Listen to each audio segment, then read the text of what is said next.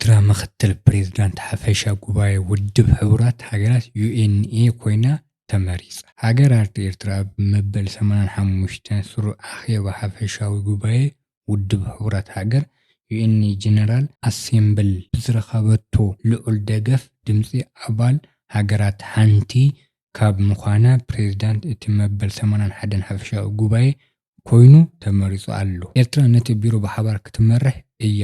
ኤርትራ ምስ ካልኦት ተመራፂ 16 ሃገራት ምስቶም 5 ቀወምቲ ኣባላት ቤት ጽሕፈት ጸጥታ ቻይና፣ ፈረንሳይ፣ ሩስያ፣ ዓባይ ብሪጣንያ፣ ኣሜሪካ ብምዃን ነቲ ናይ ሓፈሻ ጉባኤ ቢሮ ጀነራል ኣሴምብል ብሓባር ክትመርሕ እያ። ምስ ኤርትራ ብሓባር ምክትል ፕሬዝዳንት ኮይና ዝተመረፀት ሃገራት ኣፍጋኒስታን፣ ፊንላንድ፣ ግብፂ፣ ሊባኖስ፣ ፓራጓይን ዚምባብዌ ይርከብኣን። ሓድሽ ፕሬዝዳንት ሓፈሻዊ ጉባኤ ተመሪጹ በቲ ዕለት ብምስጢራዊ ቦልት ኣብ ዝተኻየደ ናይ ድምፂ ኣወሃህባ መስርሕ ናብ ሕጂ ናይ ባንግላዴሽ ሚኒስትር ጉዳይ ወፃኢ ካሎሊር ራህማ መበል 81 ፕሬዝዳንት ሓፈሻ ጉባኤ ኮይኖም ተመሪጾም ኣለዉ። ሚኒስትር ራህማን 99 ድምፂ ብምርካብ እዮም ተዓዊቶም። እቲ መናሕንሕቶም ዝነበረ ናይ ቆጲሮስ ሕፁይ ኣድሪያስ ካኩርስ ድማ 91 ድምፂ ረኪቡ። ውድብ ሕቡራት ሃገራት ኣብ ከይዲ ቅልውላው እዩ ዘሎ። ኣብ መወዳእታ ወርሒ ነሓሰ ስልጣኖም ብወግዒ ዝርከቦም ሓድሽ ፕሬዝዳንት ከላሊሩ ራህማን ድሕሪ ዓመቶም ኣብ ዘስምዕዎ መደር ውድብ ሕቡራት ሃገራት ዩኤንኤ ኣብዚ ሕዚ እዋን ኣብ ከቢድ ናይ ፋይናንስ ቅልውላው ዓለም ለኻዊ ናይ ምትእምማንን ሕፅረትን ይርከብ ኣሎ ብምባል ኣባል ሃገራት እቲ ውድብ ክልውጣን ዝሓሸ ውፅኢት ከምፅኣን ከም ዝኽእለ ብተግባር ከርእዩና ዝጠፍእ ምትእምማን ክመልሱን ፃዊዖም። ነፈርቲ ውግእ ኣብ ሰማይ መቐለ ክዞራ ተረኣየን። ኣብ ትግራይ እናዓበየ ዝካየድ ዘሎ ፖለቲካዊ ወጥሪ ኣብ ዝረአየሉ ዘሎ እዋን ነፈርቲ ውግእ ኢትዮጵያን ትማሊ ሰሉስ ኣብ ልዕሊ መቐለ ክነፍራ ተረኣየን። እዚ በራሪታት ኣብ መንጎ መንግስቲ ፌደራልን ሕወሓትን ኣብ ቀረባ እዋን ኣብቲ ክልል ዝተረኣየ ፖለቲካዊ ምዕባለታት ስዒቡ ዘሎ ምስሓብ እናተጠናኸረ ኣብ ዝካየደሉ ዘሎ እዋን እዩ። ነበርቲ መቐለ ዓሰርታት ሰዓት 6 ድሕሪ ቀትሪ ኣብ ልዕሊታ ከተማ ኮሊላ ክኸይድ ወታደራዊ ነፈርቲ ከም ዝረኣያ ሓቢሮም። እስራኤልን ሊባኖስን ተኩሲ ደው ምባል ንምትግባር ተስማሚዐን። ኩዌት ልዕሊ 60 ሰባት ብመጥቃዕቲ ከም ዝቆሰሉ ማዕርፎ ከም ዝተሃሰየ ገሊፃ። ኣሜሪካ ንሚሳኤላታት ኢራን ኣቋሪፃ ደሴት ቆሸም ወቂዓ። ቴህራን ርክብ ደው ከም ዘብል ትገልጽ። መጸባቦ ሆርሙዝ ብዓቢዩ ተዓጽዩ ስለዘሎ ነዳዲ ብ2% ወሲኹ።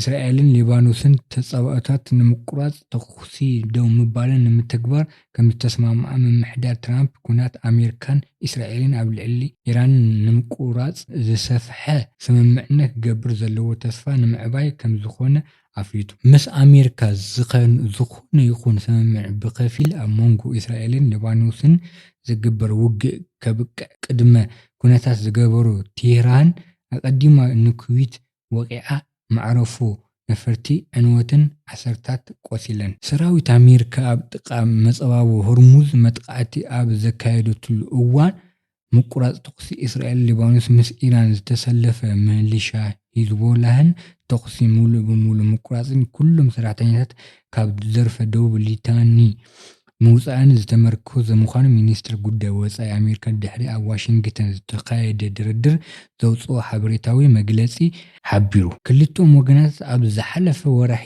ተኹሲ ደው ምባል ተስማሚዑ እኳ እንተነበሩ ተጻብኦታት ግን ቀፂሉ ነይሩ። እስራኤል ኣብ ወርሒ መጋቢት ሊባኖስ ወራሪ ነቲ ንቴህራን ንምድጋፍ ዶብ ሰጊሩ ትኩስ ሊባኖስ ዕጡቃት ጉጅለ ሂዝቦላህ ድድሕሪኡ ወሪራ። ባይቶ ኣሜሪካ ንኩናት ኢራን ዘብቅዕ ስጉምቲ ድምፂ ይህብ። እዚ ድማ ንትራምፕ ጽፍዒት ማለት እዩ። 4 ሪፐብሊክ ምስ ዲሞክራቲክ ተጸንቢሮም ነቲ ስጉምቲ ክድግፍ ድምፂ ምሃብ ብዓብዩ ምሳላዊ እዩ። ሓዊሱ ብተወሳኺ ብመርሕነት ዝቃወሙ ስጉምቲ ዩክሬን ደጊፋ።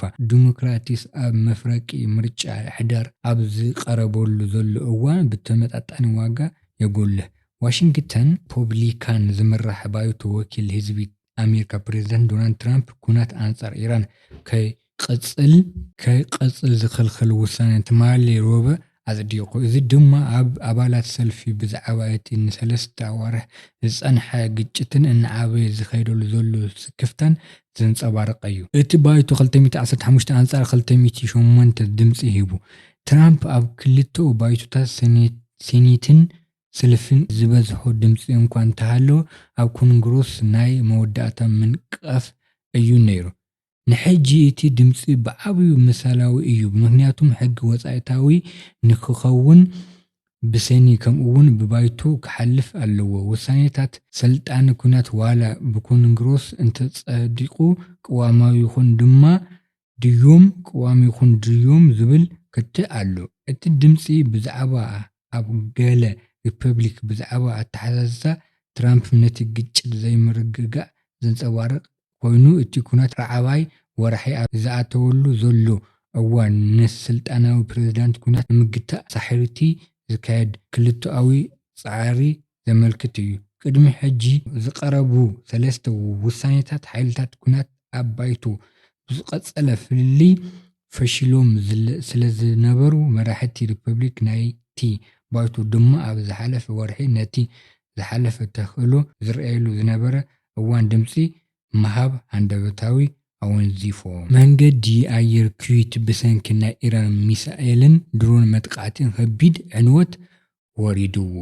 መንገዲ ኣየር ኩዌት ብሰንኪ ኣብ ኢራን ዝተተኮሱ ሓያል ሚሳኤላትን ድሮናትን ልዑልን ከቢድን ዕንወትን ከም ዝበጽሖ ተፈሊጡ። በቲ ዝተፈጸመ ሃንደበታዊ ናይ ድሮን ሚሳኤላን መጥቃዕቲ ክሳብ ሕዚ 33 ሰባት ከቢድን ቀሊልን መጉዳእቲ ከም ዝበጽሖም ጸብጸባት ኣመልኪቱ። እዚ ኣብቲ ዞባ ሓድሽ ወተሃደራዊ ወጥሪ ዝፈጠረ ፍጻሜ ስዒቡ ስዑድ ዓረብያ፣ ግብፅን ካልኦት ሃገራትን ነቲ ብኢራን ዝተፈጸመ መጥቃዕቲ ብትሪ ወጊዘንኦ ኣለዋ።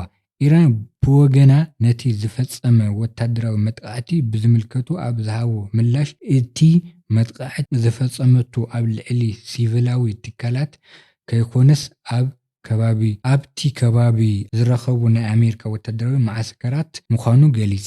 እዚ ኣብ ማእከላዊ ምብራቕ ተፈጥሮ ዘሎ ሓደገኛ ወጥሪ ንዓለም ለኻዊ ምንቅስቓስ ነፈርቲ ጸጥታ እቲ ዞባ ኣብ ዓብዪ ስጋት ዘውድቕ ኮይኑ ኣሎ። ወተሃደራዊ ሰራዊት ምስ ተቃወምቲ መሓዙትን ሚሊሽያታት ሶማልያ ቅድሚ ጸረ መንግስቲ ዝካየድ ተቃውሞታት ተኪሶም። ቅድሚ ምንዋሕ ዕድመ ፕሬዝዳንት ዝካየድ ዘሎ ተቃውሞ ኣብ መቆዲሾ ባእሲ ተላዒሉ። ነበርቲ መጓዳእቲ ንብረት ዕንወትን ምዝንባልን ይሕብሩ። ተቃወምቲ ሰባት መንግስቲ ንኣቶም ኢላማ ዝገበረ መጥቃዕቲ ብምፍጻም ይኸሱ። መቆዲሾ ምስ ተቃወምቲ ዝተመሓዙ ሰራዊት ሚሊሽያታት መንግስቲ ኣብ ሓደ ለይቲ ሐሙስ ንግሆ ተኩሲ ብምልዋጥ ንብረት ከም ዝሃሰየን ገለ ሰላማውያን ሰባት ከም ዝተገደዱን ነበርቲ እቲ ሃገር ዓመፁ ንቅድሚ እቲ ብሐሙስ ዝተወጠነ ተቃወምቲ ፕሬዝዳንት ሓሰን ሼክ መሐመድ ኣብ ዝሓለፈ ወርሒ ዕድመ ስልጣኑ ምስ ተወድአ ኣብ ስልጣኑ ክጸንሕ ምውሳኑ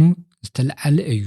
ባይቶ ኣብ ወርሒ መጋቢት ንመሐመድ ዕድመ ስልጣኑ ብሓደ ዓመት ከናውሕ ምርጫ ንድሕሪት ክደፍእን ዘኽእሎ ቅድማዊ ለውጢ ደገፍ ነይሩ። ካብ 2009 ክሳብ 2012 ኣብ ስልጣን ዝነበረሉ ፕሬዝዳንት ነበር ሸሪፎ ሼክ ኣሕመድ ሓይልታት መንግስቲ ንገዛኡ ኢላማ ከም ዝገበረ ብምግላጽ መንግስቲ መሐመድ ብዘይሕጋዊ መንገድ ነቲ ቅዋመ ቀይርዎ ክብል ከሲሱ።